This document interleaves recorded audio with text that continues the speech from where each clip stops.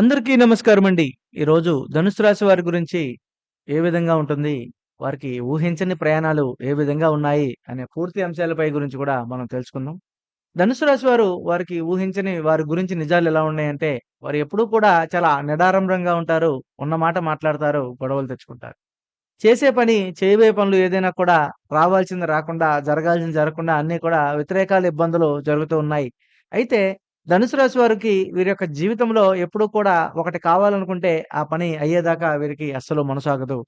అయితే ధనురాశి వారు మొదటంగా చూస్తే ఇందులో పూర్వాషాఢ నక్షత్రంలో పుట్టినవారైతే వీరు 4 పాదాల్లో పుట్టినవారు కూడా మంచి అదృష్టకరంగా నిలబడుతుంది ఈ రోజున. కాబట్టి వీరి యొక్క జీవితంలో ఏదైతే సాధించాలనుకుంటున్నారో, ఏదైతే ఇబ్బందుల్లోకి వెళ్ళిపోయారో, దేంట్లో అయితే వీరు పేదరికంలో నష్టాలు పడుతున్నారో అలాంటి కష్టాలు, ఇబ్బందులు, సమస్యలన్నీ కూడా వీరికి పూర్తిగా తొలగిపోబోతున్నాయి.